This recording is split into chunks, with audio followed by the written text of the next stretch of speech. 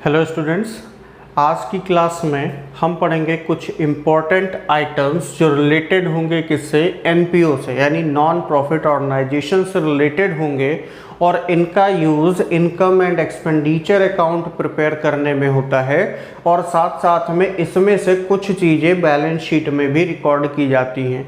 तो income and expenditure account prepare करने से पहले और बैलेंस शीट प्रिपेयर करने से पहले हमें इन इम्पोर्टेंट पॉइंट्स को समझना ज़्यादा ज़रूरी है।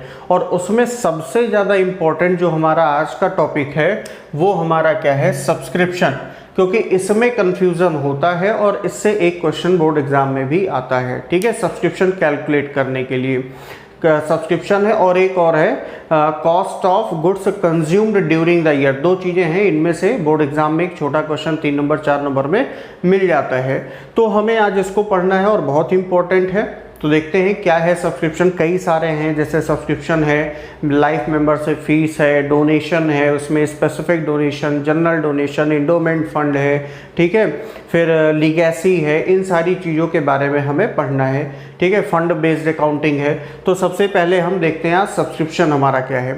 तो सब्सक्रिप्शन क्या है, तो सब्सक्रिप्शन होता क्या है वो यहाँ पे लिखा है। ठीक, subscription is the amount paid by the members periodically, quarterly or half yearly or yearly so that their membership remains alive। यानी कि किसी को भी किसी नॉट फॉर प्रॉफिट ऑर्गेनाइजेशन में मेंबर बने रहने के लिए जो अमाउंट पीरियोडिकली पे करना पड़ता है उसे हम क्या बोलते हैं, सब्सक्रिप्शन बोलते हैं। ठीक है, अब वो पीरियोडिकली हो कैसे सकता है, मंथली भी हो सकता है, क्वार्टरली भी हो सकता है, हाफ ईयरली भी हो सकता है, 6-6 महीने पे पेमेंट करना हो, या फिर ईयरली भी हो सकता है। और सब्सक्रिप्शन क्या है, it is the main source of income of non profit entity. यानी जितने भी हमारे नॉट फॉर प्रॉफिट ऑर्गेनाइजेशन होते हैं उसका इनकम का मेन सोर्स होता है सब्सक्रिप्शन।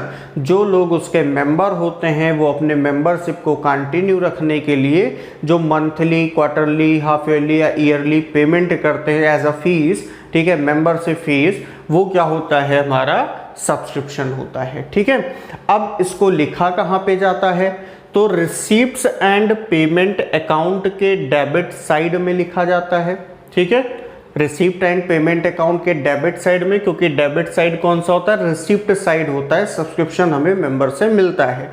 दूसरा, इनकम एंड एक्सपेंडिचर अकाउंट में कहाँ लिखा जाता है, क्रेडिट साइड में लिखा जाता है। क्यों, क्योंकि ये इनकम होता है। और एक बात ध्यान रखना, ठीक है, ओनली फॉर करेंट ईयर, ये चीज ध्यान रखना कि इनकम एंड एक्सपेंडिचर अकाउंट के क्रेडिट साइड में यानी इनकम साइड में लिखा जाता है, लेकिन अमाउंट कौन सा, ओनली फॉर करेंट ईयर, जो करेंट ईयर से रिलेटेड होगा। क्योंकि इसको हम रिसीप्ट एंड पेमेंट में जितना टोटल मिला हम टोटल अमाउंट लिखते हैं, लेकिन जब income and expenditure account prepare करते हैं तो वो एक पर्टिकुलर ईयर का होता है और उस ईयर का कितना सब्सक्रिप्शन है वो हमें लिखना है। और आपको हमने पहले की, इसके पहले की क्लास में बताया था कि इनकम एंड एक्सपेंडिचर अकाउंट में हम जो भी अमाउंट लिखते हैं वो करेंट ईयर से रिलेटेड लिखते हैं और एक्रूअल बेसिस पे लिखते हैं। एक्रूअल बेसिस का मतलब कि मिला है तो भी लिखेंगे, नहीं मिला तो भी हमसे लिखेंगे, ऐड कर लेंगे। ठीक है, तो अब देखिए हमें उसको कैसे लिखना, कैसे कैलकुलेट करेंगे कि वो करेंट ईयर का अमाउंट कितना सब्सक्रिप्शन का है। तो सिंपल सी बात ध्यान रखो कि अगर आपको कहीं नंबर ऑफ मेंबर दिया है, क्या दिया है, नंबर ऑफ मेंबर, और पर मेंबर मेंबरशिप फीस भी दे रखी है, तो डायरेक्टली हम लिख सकते हैं। ठीक है, अब डायरेक्टली हम कैसे लिखेंगे, यहां पे नंबर ऑफ मेंबर इनटू पर मेंबर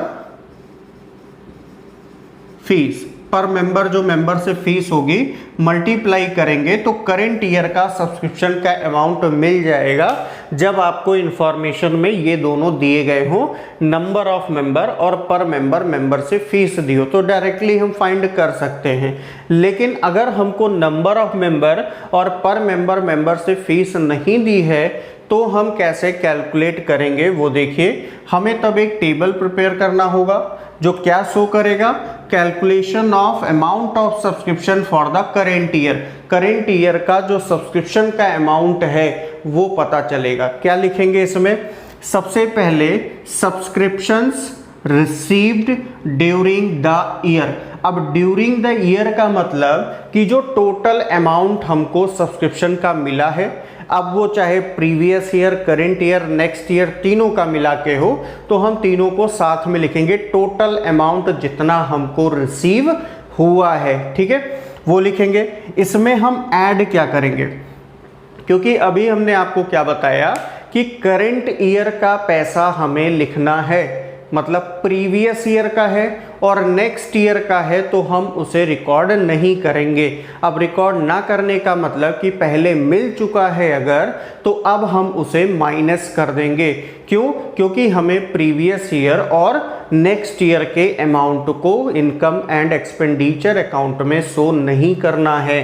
तो हम ऐड करेंगे subscription outstanding at the end of current year, यानी अगर कोई सब्सक्रिप्शन करेंट ईयर के एंड में आउटस्टैंडिंग है, करेंट ईयर का पैसा, तो उसे हम ऐड करेंगे। अब ये आउटस्टैंडिंग सब्सक्रिप्शन है, अब ये एक्सपेंस मत समझ लेना कि आउटस्टैंडिंग लगा तो एक्सपेंस होगा, ठीक, क्योंकि इसको एरियर भी बोला जाता है, क्योंकि ये सब्सक्रिप्शन क्या है, हमारा इनकम है, और अगर इनकम आउटस्टैंडिंग होता है तो वो हमारा एक्सपेंस नहीं है, वो हमारा इनकम है जो रिसीव नहीं हुआ, रिसीवेबल है, आज नहीं मिला बाद में मिलेगा, तो उसे हम ऐड करेंगे outstanding subscription at the end of current year, ठीक है, क्योंकि करेंट ईयर का है। फिर और क्या ऐड होगा, subscription received in advance in the beginning of current year.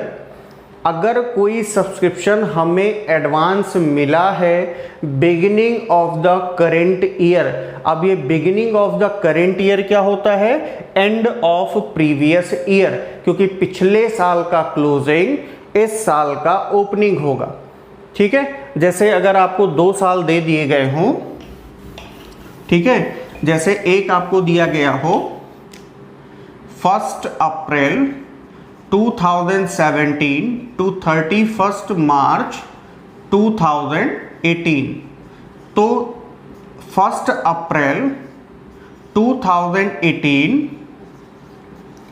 To 31 मार्च 2019, ये देखिए कौन सा ईयर हुआ, प्रीवियस ईयर, ये कौन सा हुआ, करेंट ईयर। और अगर इसके बाद का भी हम लिख दें तो 1 अप्रैल 2019 टू 31 मार्च 2020, ये क्या हो जाएगा, हमारा नेक्स्ट ईयर हो जाएगा। तो अब देखो कि प्रीवियस ईयर के एंड में 31 मार्च 2018 को जो वैल्यू है वो करेंट ईयर के लिए ओपनिंग होगा। जैसे मान लो कि 31 मार्च 2018 को आपने कैलकुलेट किया कि आपके पास स्टॉक 10,000 का है। अब स्टॉक जो एंड में है वो क्लोजिंग स्टॉक होता है, और क्लोजिंग स्टॉक का डेफिनेशन क्या होता है, ठीक है, goods unsold at the end of current year, ठीक है, मतलब जो करेंट ईयर के एंड में गुड्स अनसोल्ड होता है उसको क्लोजिंग स्टॉक बोलते हैं।